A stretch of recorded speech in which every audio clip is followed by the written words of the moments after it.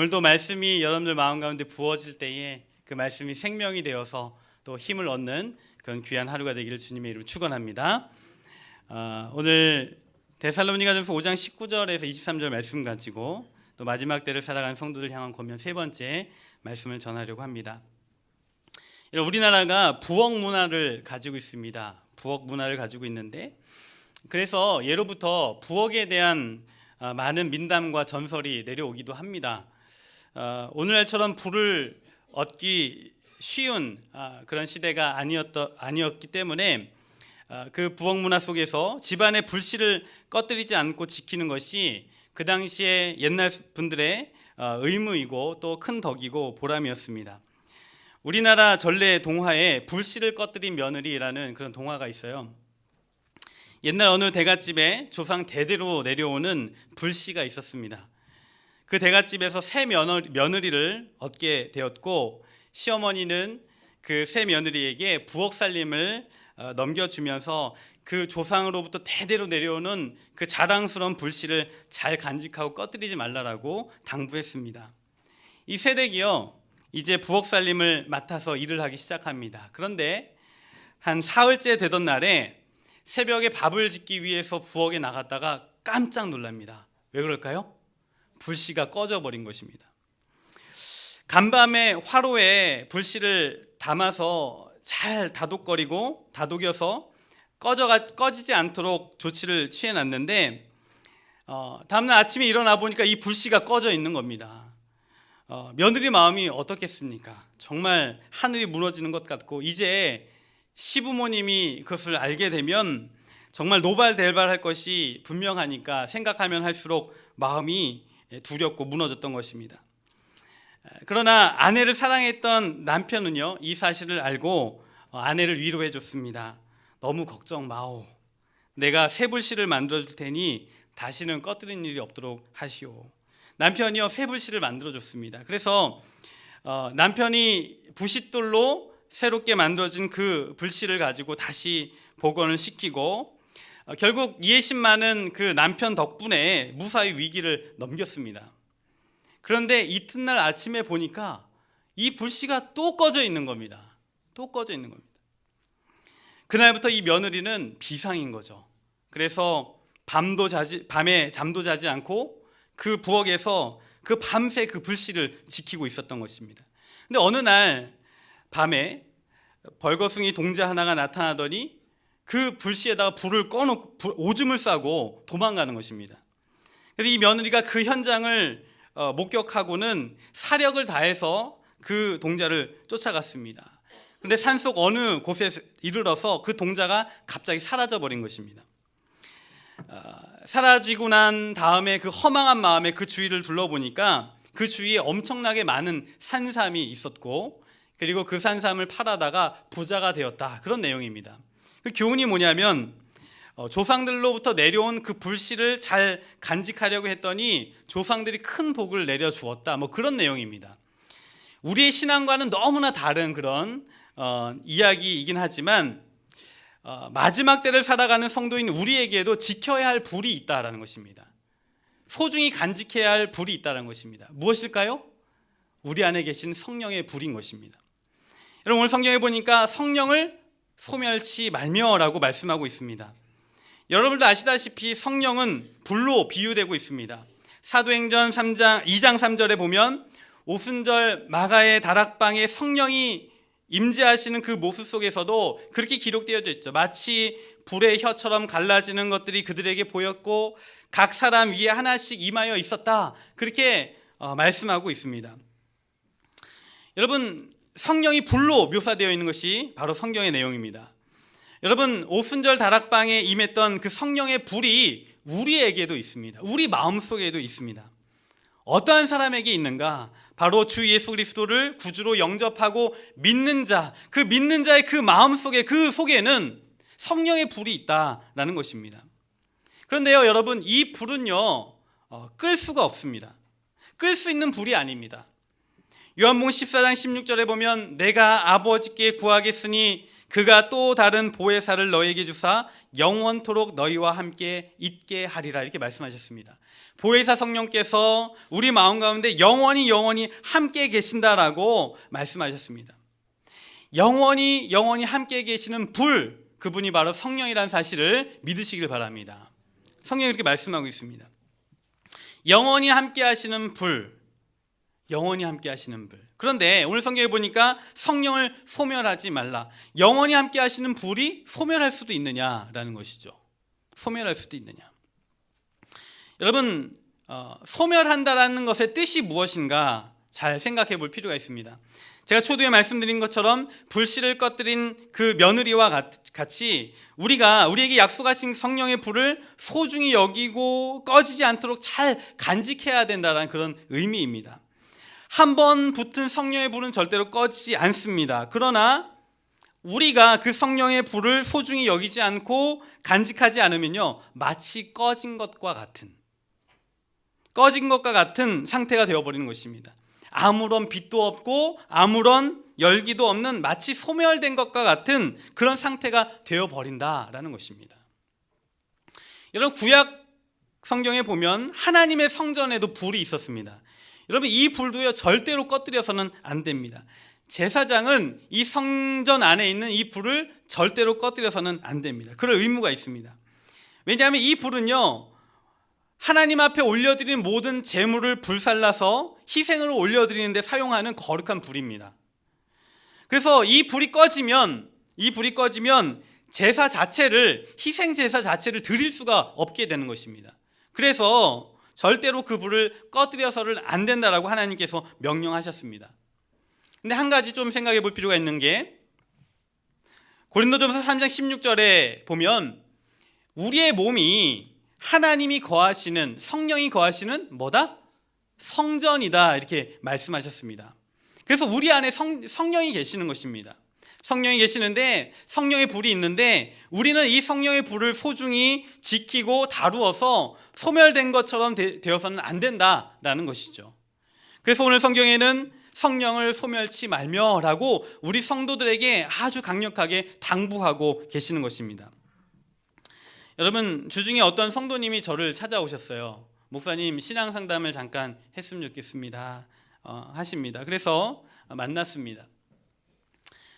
그런 말씀을 하시는 거예요. 과거에 열심히 신앙생활을 하였는데 최근에 여러 가지 일로 교회를 나오는 일이 뜸해지고 또 예배를 참석하는 일을 게을리하다 보니까 어느 순간에 정말 교회에 가기 싫은 그 지경에 이르렀다는 것입니다. 그래서 교회를 오다가도 마음을 돌이켜서 집으로 간 적도 있을 정도로 참으로 이렇게 영적으로 게을러지고 나태해졌다고 하면서 너무 괴로워하시면서 목사님, 제 신앙이 왜 이렇게 된 겁니까? 라고 슬프게 물으셨습니다. 저는 그분을 위해서 기도해드리면서 하나님께서 성도님을 정말 사랑하신다라고 말씀드렸습니다.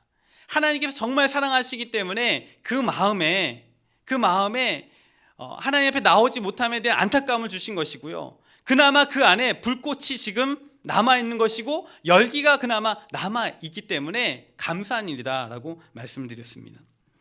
여러분, 성도님들이 가끔 저한테 와서 상담을 요청하시는 경우가 있는데요, 보통 그런 경우는요, 답을 가지고 오시는 경우가 많습니다. 답을 가지고 오시는 거죠. 이미 해답을 알고 오시는 것입니다. 게으름 속에서 정말 그 마음속에 성령의 불꽃이 정말 다 사라진 것 같은 그 느낌이 있을 때에 안타깝고 정말 속상해서 와서 고백하는 것이죠. 근데 이미 목사한테 찾아온 것은 뭡니까? 잘 마음을 추스리고 이제 신앙생활 한번 잘 해보겠습니다라는 그 다짐 속에서 오는 것이거든요. 그런데 그런 다짐을 갖고 그 마음을 가졌다는 것은 그 마음에 누가 역사하고 계시는 것입니까? 성령님께서 역사하고 계시기 때문에 그나마 발걸음을 옮겨서 용기를 내어서 와서 고백하게 하시는 것이죠. 요즘 주중에 몇몇 성도님들을 데리고 지금 제자 훈련을 제가 하고 있습니다. 지난 주중에 제자 훈련을 하는데 시작하는 그 시간에 찬양을 하고 시작을 합니다. 찬양을 하기 시작을 했는데 그 제자 훈련 멤버 중에 한 분이 눈물을 흘리기 시작하는 거예요. 시작부터. 제가 좀 자매들 많이 울립니다. 찬양을 하는데 막 우시는 거예요. 찬양과 기도를 마치고 제자훈련이 시작이 되었는데 자연스럽게 자신의 이야기를 하기 시작을 합니다. 어려서부터 교회를 다녔고 그리고 주위의 모든 사람이 예수 믿는 그런 사람들입니다. 그래서 정말 자연스럽게 신앙생활을 했다라는 거예요. 그러나 신앙생활을 하되 뜨겁지도 않고 차지도 않게 신앙생활을 해왔고 지금까지 이렇게 왔다는 것입니다. 한편으로 그렇게 신앙생활하여도 별로 불편함을 느끼지 못하는 그런 상태로 신앙생활을 해왔다는 것입니다. 그런데 제자훈련을 시작하면서 마음이 새로워지고 또 새로운 다짐 속에서 시작을 하였는데 찬양을 하는데 마음속에 들었던 생각이 그건 거예요. 내가 그동안 나의 인생 가운데 내 인생의 주인이 하나님이 아니고 나 자신이었구나라는 거예요. 하나님이 주인이셔야만 하는데 내가 내 인생의 주인이었구나라는 그런 생각이 들어서 눈물이 왈칵 쏟아졌다는 것입니다. 여러분, 우리가 우리 안에 있는 성령의 불을 소중히 여기고 잘 간직하지 않는다라면 그 불꽃이 꺼진 것과 같은 그런 상태가 되어버립니다. 소멸된 것 같은 그런 상태가 되어버립니다. 앞서 말씀드린 성도님들의 경우 그들 안에 성령의 불꽃이 있었지만 그 불꽃이 꺼진 듯하고 소멸된 것 같은 상태였던 것이죠. 그러나 그럼에도 불구하고 하나님의 그 은혜를 힘입어서 결국 자기의 영혼을 흔들어 깨우고 새롭게 서기 위해서 몸부림침으로 말미암아 다시 그 마음의 불꽃이 어떻게 된 것입니까? 살아나게 되었다는 것입니다. 여러분, 우리 신앙생활을 하는데 왜 성령이 소멸된 것 같은 그 상태에 이르게 되느냐, 우리는 고민해야 됩니다. 많이 생각해야 됩니다. 여러분, 우리가 육신의 욕망대로 살면 성령의 역사가 약화됩니다. 여러분, 우리가 죄된 본성대로 살아가면 성령의 역사가 약화되어 버립니다. 게으름과 안일함, 그리고 여러 잡다한 세상의 일들, 그리고 무절제한 감정들에 의해서 성령의 역사가 약화되어 버립니다. 사도들은 그것을 너무나 잘 알고 있었기 때문에 성도들에게 성령의 역사를 약화시킬 수 있는 그 경우를 조심하고 지금 오늘 말씀하고 있는 것입니다. 성령을 소멸하지 말라. 마음에 간직하여야만 한다. 잘 지켜야만 한다라고 말씀하고 있는 것입니다. 하나님 앞에 올려드린 그 제단의 불은요, 세심한 주의를 기울여 살피지 않거나 소홀히 관리를 하면 결국 그 불은 꺼지게 되어 있습니다. 이와 마찬가지로 성도들 속에 계신 성령도 우리가 그 성령을 소중히 여기지 않고 소홀히 하면 그 성령의 불은 꺼진 듯하게 되어버린다. 소멸한 듯 하게 되어진다라는 것입니다. 여러분, 이스라엘의 초대 왕이 있습니다. 사울이라는 사람입니다. 첫 번째 왕이죠. 그 사람은요, 다른 사람보다 어깨 위가 하나 더 있다라고 할 정도로 키가 훤칠하고 그리고요, 가문도 얼마나 좋은지 모릅니다. 잘생겼죠, 키도 크죠, 그리고 가문도 좋습니다. 신랑감 1순위 아니겠습니까? 게다가 신앙도 좋았습니다. 사울은 성령의 감동에 따라서 예언도 한 적이 있고요. 그리고 강력한 성령의 신비한 경험도 한 그런 사람입니다. 말 그대로 엄친아죠, 엄친아. 정말 탁월한 그런 사람이었습니다. 그러나 그가 초대 왕으로 섬기는 동안에 그가 교만하여서 하나님의 뜻을 거부하고 하나님의 명령을 어김으로 그의 인생의 말로가 어떻게 됩니까? 결국 악신이 그 안에 들어와서 그를 괴롭히고 그의 인생의 마지막에 정말 비참하게 죽음을 맞이하는 그런 사실을 우리는 성경을 통해서 알고 있는 것이죠. 여러분, 성령께서 정말 소망하고 열망하고 계십니다. 어떤 것인가? 바로 우리를 변화시키기 위해서 정말 원하시고 또 열망하고 계십니다. 성령께서 우리를 변화시키려고 애쓰시지만 우리가 그 성령의 역사를 받아들이려 하지 않을 때 성령의 역사는 약화되게 되는 것이고요. 그리고 거의 소멸한 것과 같은 상태가 되어버린다라는 것입니다. 이런 지경에 이르려면 어떤 상태가 되냐면 아무리 하나님 앞에 범죄하여도 하나님의 뜻을 따르지 않아도 아무런 느낌이 없습니다. 구하여도 아무런 답이 없고 구하여도 영적인 아무런 피드백이 없는 하나님과 영적인 커뮤니케이션이 완전히 끊어진 상태가 되어버린다라는 것입니다. 여러분, 그래서 이것을 너무나 두려워했던 사람이 누군가 하면 바로 다윗이에요. 다윗은 눈물을 흘리며 하나님 앞에 고백했습니다. 주님, 나를 주님 앞에서 멀리하지 마시고 주의 성령을 내게서 거두지 마소서 라고 하면서 정말 가슴을 찢으며 성령이 떠나실까 봐 정말 두려워하면서 눈물로 침상을 적셨던 사람이 바로 다윗이었습니다. 제 친구가 한 명 있습니다. 제 친구 한 명이 있는데 대학교 1학년 때 같이 친하게 지내면서 신앙생활을 했던 그런 친구예요. 한때 수련회도 열심히 다니고 또 기도원도 같이 다니고 할 정도로 열심히 신앙생활했던 그런 친구인데 세월이 지나면서 연락이 끊겼습니다. 근데 요즘에 여러분 인터넷이 발달되고 SNS가 발달되면서 이렇게 건너 연결돼서 소식을 접하는 경우들이 많이 있습니다. 그래서 이 친구도요, 결국 우연하게 페이스북을 통해서 연결이 되었습니다. 그래서 어떻게 사는지 물어보니까 결혼하고 또 아이도 몇 낳고 또 한 집안의 가장으로서 잘 살고 있더라고요. 서로의 근황을 이렇게 이야기를 하다가 그러는 거예요. 이제 제가 목사가 되어 있으니까요. 춘경아, 나는 신앙에서 떠난 지 오래야. 그리고 사실은 그때 어떻게 신앙생활했는지 기억도 잘 나지 않는다. 그렇게 얘기를 하는 거예요. 제가 그 이야기를 들으면서 너무 마음이 아팠습니다. 여러분, 그 친구가 처음부터 신앙생활을 딱 단절하고 끊었을까요? 그렇지 않습니다. 정말 열심히 신앙생활했던 친구입니다. 교회에서 임원도 하고 그리고 기도원도 같이 다니고 수련회 같이 가서 눈물 흘리며 기도했던 친구입니다. 그런데 하루아침에 떠난 것이 아닙니다. 성령의 역사를 받아들이려 하지 않고 거부하면서 점점 그 안에 있던 성령의 불이 약화되고 결과적으로 소멸된 것 같이 꺼져버리는 그런 일이 벌어졌기 때문에 옛날에 하나님을 얼만큼 사랑했는지 하나님의 사랑을 얼만큼 받았는지 기억조차 나지 않는 거예요. 그런 지경에 이르렀다는 것입니다. 여러분, 우리가 기억해야 할 것은 뭐냐면 성령을 소멸하지 말라라는 그 주님의 교훈을 잘 기억해야 합니다. 마지막 때를 살아가는 우리 성도들이 마음에 꼭 담고 살아야 할 것이 뭐냐면 성령을 소멸하지 말라라는 것입니다. 또 한 가지 기억해야 할 것은 여러분, 성령이 소멸한 것 같은 상태, 개인뿐만 아니라 공동체적으로도 성령이 소멸하지 않도록 우리가 잘 유지해야 된다는 것입니다. 여러분, 우리는 다른 사람들 속에 있는 성령의 역사도 소중히 여겨야 하고 또 그것이 약화될 수 있다는 사실을 기억해야만 합니다.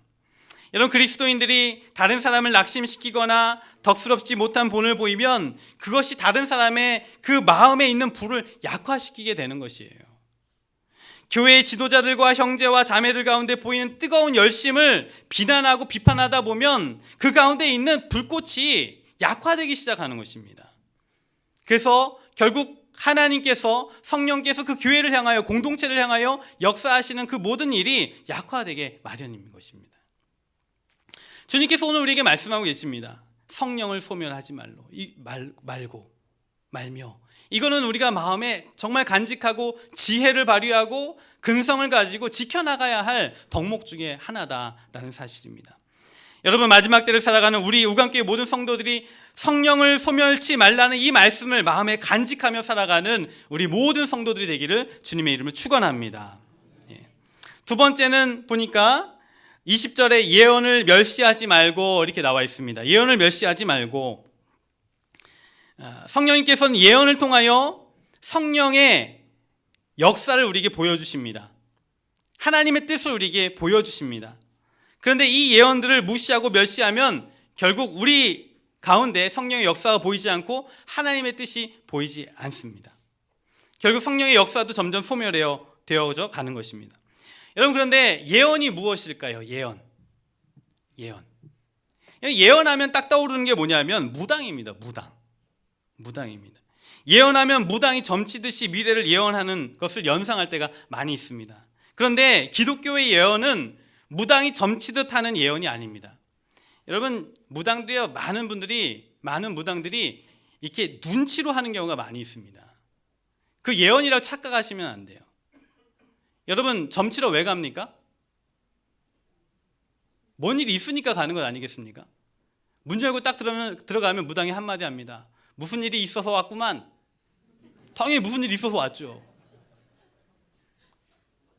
삶에 어려움이 많아. 그럼요, 당연히 많죠. 그 눈치를 보는 거예요. 여러분, 목사도요, 좀 대화 나눠보면 그 사람의 무슨 일이 있는지 다 알아요. 느낌상 알아요. 상담을 많이 해보고 또 기도하는 가운데 여러 가지 이렇게 연륜이 쌓이면 대화를 나눠보면 그 사람이 어떤 문제가 있고 삶의 그 모든 히스토리까지 다 읽혀지는 경우가 있습니다. 근데 그것 가지고 점치는 거죠. 예언한다고 하는 거죠. 무슨 일이 있어서 왔구만. 당연하죠. 그런데 성경에서 이야기하는 예언은요, 그런 식의 예언이 아닙니다. 무당이 점치듯 하는 그런 예언이 아닙니다. 기독교의 예언은요, 장래의 일을 말하는 부분에 대해서는 무당과 비슷할 수도 있지만 성경에서의 예언은 하나님의 특별 계시입니다. 하나님의 뜻이 무엇인지 알려주는 그런 예언입니다. 여러분, 가끔 사람들이 예언을 해준다라고 하는 경우들이 있습니다. 그러나 기억하셔야 됩니다. 그가 말하는 예언이 정말 하나님의 뜻인지 우리는 잘 분별해야만 합니다. 사람이 말하는 그 예언은요, 하나님의 뜻이라고 확신할 수가 없습니다. 왜냐하면 그 사람도 죄인이기 때문에 그 사람이 말하는 그 예언이 완벽할 수 없다는 것입니다. 그렇다면 이 세상에 존재하는 완벽한 예언은 무엇입니까? 하나님의 말씀밖에 없습니다. 하나님의 말씀. 객관적이고도 또 명확한 유일한 예언은 하나님의 말씀 성경밖에 없다는 것입니다. 그래서 오늘 말씀하고 있는 이 예언을 멸시하지 말고라는 것은 무엇을 놓고 이야기하는 거냐면 하나님의 말씀인 성경을 멸시하지 말라라는 것입니다. 올바르게 마땅하게 선포되고 있는 하나님의 말씀, 그 말씀을 멸시하거나 불필요하거나 무가치한 것으로 여기지 말아라 라고 우리에게 경고하고 계시는 것입니다. 여러분, 우리가 가진 이 성경만이 유일한 하나님의 예언임을 믿으시길 바랍니다. 유일한 하나님의 예언입니다. 계시의 말씀입니다. 이 강단에서 선포되어지는 이 설교는요, 유일한 하나님의 그 말씀을 설명하는 그런 자리입니다. 그러므로 정당하게 선포되어지는 말씀에 대해서 온 마음을 다하여서 경청할 필요가 있는 것입니다. 모든 성경은 하나님의 감동으로 된 것으로 교훈과 책망과 바르게 함과 의로 교육하기에 유익하니. 성경이 하나님의 말씀이므로 말씀 앞에 지위고하를 막론하고 겸손하게 들어야 한다라는 것입니다. 책망과 교훈과 바르게 함에 유익하기 때문에 지위고하를 막론하고 겸손하게 그 말씀을 들어야 하는 거고, 자신의 교만함으로 예언을 멸시하면 결국 성령의 역사가 방해가 된다라는 것입니다. 여러분, 우리에게 들려지는 그 말씀은 나에게 주시는 그 말씀이라고 겸손하게 받아들이셔야만 합니다. 여러분들에게 주시는 말씀입니다. 우리는 자칫하면 그런 생각을 합니다. 오늘 정말 하나님의 말씀 설교가 은혜가 되는데 이거 누가 들어야 됩니까? 누가 들어야 됩니까? 남편이 들어야 되고, 그죠? 아무개 집사가 들어야 되고, 아무개 권사가 들어야 되고, 아무개 장로가 들어야 되는데, 아이고 하필 오늘 안 왔네 그 사람이. 그러고 있는 거죠. 그게 아니라요, 하나님의 말씀은 자기 자신에게 던져지는 말씀이에요. 그 사람의 인격에게 던져지는 말씀입니다. 우리가 그 말씀을 겸손하게 경청하고 나아가야 하는 것입니다. 여러분, 타인에게 적용하고 타인에게 적용하는 것은 한편으로 말씀을 나에게 던져지는 그 말씀, 나의 인격 가운데 던져지는 그 말씀을 또 멸시하는 것이기도 합니다. 우리 조심해야 되는 것이죠. 또 하나는 성경은 우리의 삶에 적용할 수 있는, 살아낼 수 있는 것으로 받아들여야만 합니다. 말씀을 듣고 은혜를 받았다고 하는데 다른 사람이 도무지 납득이 되지 않는 그런 상태로 살아가는 거예요. 이해와 전혀 성경적이지 않은, 그런 상식적이지 않은 행동과 인격으로 살아가는 것입니다. 그러면 문제가 되지 않겠습니까?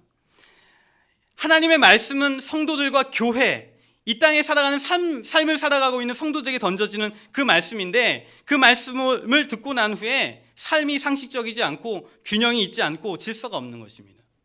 그것은 문제가 있지 않겠습니까? 제 주중에 집을 나서는데 문을 딱 열었는데요, 저희 집 앞에 어떤 낯선 여인이 딱 앉아 있는 거예요. 여자분이. 깜짝 놀랐습니다. 정말 모르는 사람이 딱 앉아 있는 겁니다. 그래서 정말 제가 놀라서 지금 여기서 뭐 하시는 겁니까? 라고 물어봤더니 그날 월요일이었거든요. 다른 교회는 다 문을 잠갔는데 이 우한교회는 문이 열려 있더라고. 너무 은혜로워가지고 자기가 들어와서 지금 여기에서 은혜 받고 있었다고 그렇게 얘기를 하는 거예요. 그래서 제가 엘리베이터 타시라고 같이 내려가자고 내려갔습니다. 내려가는데 저한테 물어요. 목사님이세요? 이렇게 묻습니다. 목사라고. 그랬더니 저에게 엘리베이터 안에서 그리고 내려서는 뭐라고 다 막 이야기를 하시는 거예요. 자기가 경험한 여러 가지 이야기를 막 이야기하는 거예요. 근데 성경 구절 정말 신구약을 다 막 통틀어서 막 인용하면서 이야기를 막 하는 거예요. 근데 자기가 이야기하는 것을 듣지 않아서 어떤 사람이 뭐 암이 걸렸다느니 뭐 집안에 우환이 왔더니 막 그런 얘기를 막 하는 거예요. 근데 제가 정말 귀를 기울여서 정말 집중하여서 들으려고 하는데 성경 구절도 그렇고 그분이 설명하는 게 앞뒤나 그리고 정황이나 전혀 파악이 되지 않는 거예요. 이해가 되지 않는 거예요. 그래서 제가 조금 듣고 있다가 말을 끊었어요. 끊고 얘기했습니다. 죄송하지만 도무지 무슨 얘기하는지 제가 알아들 수가 없습니다.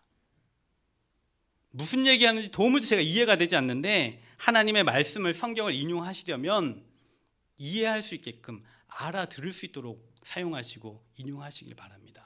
그리고 돌려보냈어요. 가시라고. 말씀 선포하는 거 좋아요. 그런데 도무지 알아들을 수 없는 맥락이 없는 자기 주관적으로 자기중심적으로 해석하는 거예요. 그 문제가 있지 않겠습니까? 여러분 사도 바울이 데살로니가 교회 성도들에게 신앙에 있어서 그들의 성장과 진보를 칭찬했습니다. 너희가 정말 믿음 안에서 사랑 안에서 소망 안에서 잘 성장하고 있다라고 칭찬하면서 마지막에 지금 얘기하는 게 뭐냐면 하나님의 말씀인 예언에 대해서 너희가 멸시하지 말아라. 그렇게 말씀하고 있는 것입니다. 하나님의 말씀을 진지하고도 귀히 여기며 살아야 한다라고 말씀하고 있는 것입니다. 여러분 마지막 때를 살아가는 우리 모두가 하나님의 말씀을 멸시하지 않고 진지하게 받아들이며 살아가는 모든 성도들이 되기를 주님의 이름으로 축원합니다. 세 번째는요, 범사에 헤아려 좋은 것을 취하고 악은 어떤 모양이라도 버리라. 이게 말씀하고 있습니다. 여러분 모든 것에는 장점이 있고 단점이 있습니다. 그렇죠? 장점이 있고 단점이 있습니다. 사람을 만나보면 좋은 면도 있지만 나쁜 면도 있습니다. 우간교회도 신앙생활에 보면 좋은 면이 있고 또 나쁜 면이 있습니다. 이춘경 목사도 만나보면 좋은 면도 있고 나쁜 면도 있게 마련입니다. 그런데 오늘 이 말씀은요, 우리가 어떤 것을 바라볼 때에 어떠한 마음의 태도와 방향으로 바라봐야 하는지 말씀하고 있는 것입니다. 오늘 성경에 보시니까 범사에 헤아려 좋은 것을 취하고 이렇게 되어 있죠. 범사에 헤아려 좋은 것을 취하고, 이 말은 영어로 보니까 이렇게 쓰여져 있습니다. But examine everything carefully, hold fast to that which is good. 이렇게 나와 있습니다.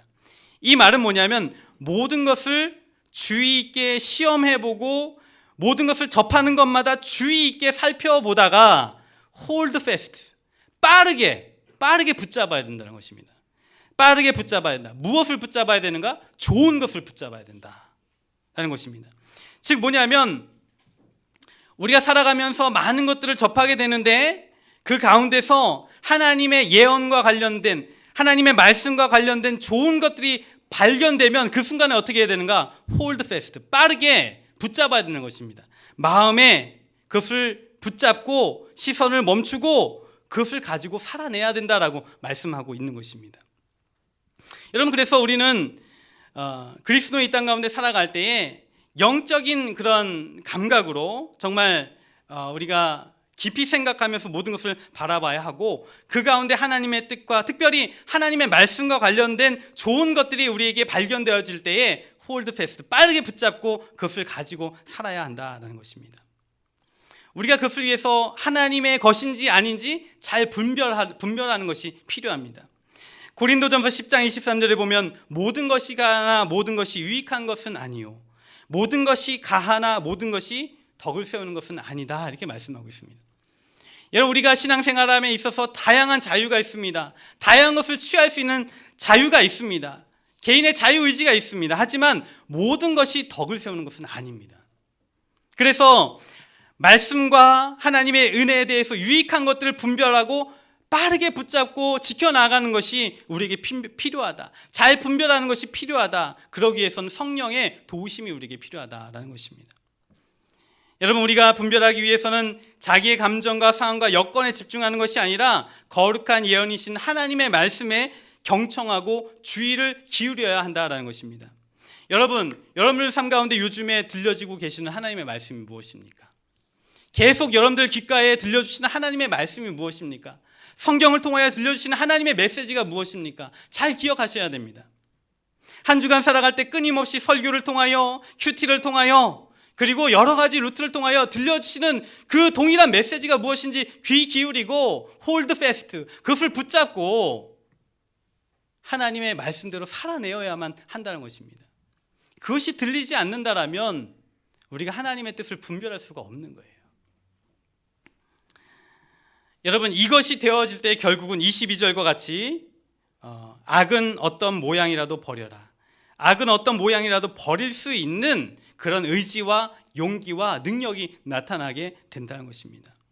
여러분, 성령의 불이 꺼지지 않도록 소중히 여기고 간직할 때, 유일하신 예언이신 성경을 멸시하지 않고 또 그 말씀 안에 굳게 설 때, 좋은 것을 붙잡을 때에 악을 모양이라도 버리는 그런 놀라운 능력이 나타날 수 있다라는 사실을 기억하시기 바랍니다. 오늘 말씀 결론을 맺습니다. 오늘 말씀의 결론은요, 마지막 구절입니다. 23절 말씀입니다. 23절 말씀 한번 읽어보도록 하겠습니다. 시작. 평강의 하나님이 친히 너희를 온전히 거룩하게 하시고 또 너희의 온 영과 혼과 몸이 우리 주 예수 그리스도께서 강림하실 때에 흠없게 보존되시기를 원하노라. 아멘. 이게 마지막 말씀입니다. 여러분, 제가 콧대가 높습니다. 코가 높습니다. 제가 5년 전에 코 수술을 했어요. 어쩐지 이춘경 목사 코가 높더라 그렇게 생각하시는 분들이 있지만 성형 수술한 건 아니고요. 비염 때문에 수술을 했습니다. 코뼈가 휘어 있다라는 거예요. 비염이 심해서 병원에 갔더니 코뼈가 휘어 있어서 그런 것이니까 코를 휜 것을 피는 수술을 해야 된다라고 해서 수술을 했어요. 근데 수술해가지고 콧대가 높아진 건 아니고요. 원래 그랬습니다. 근데 수술을 해서 코뼈 휜 거를 폈는데요. 그 이후에 우연한 기회에 그래도 잘 낫지가 않았어요. 비염이. 그래서 한의원에 갔습니다. 한의원에 갔더니 한의사 선생님이 그런 얘기 하시는 거예요. 믿는 분이신데요. 그 수술하는 게 아니었다라는 거예요. 수술하는 게 아니었다. 왜냐하면 비염이라는 것은 면역력이 약해서 나타나는 현상이기 때문에 면역력을 증강시켜서 고쳐야 하는 것이지 물리적으로 코뼈가 휘었다고 펴서 고쳐지는 게 아니라는 거죠.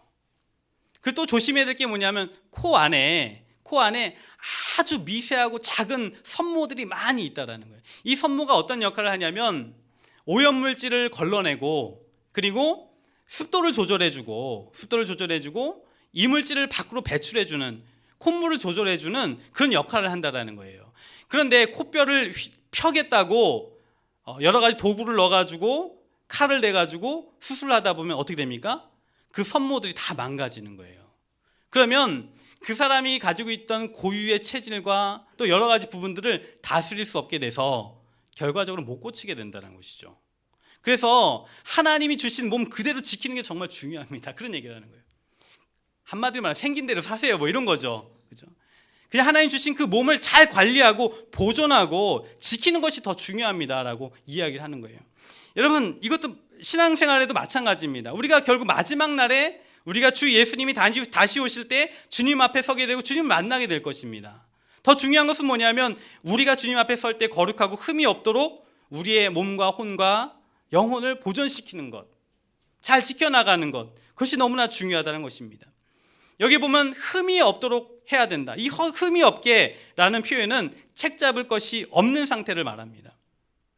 우리가 흠 없고 책 잡을 것이 없는 상태로 우리를 보존하고 하나님 앞에 나아가는 것이 너무나 중요하다라는 것입니다.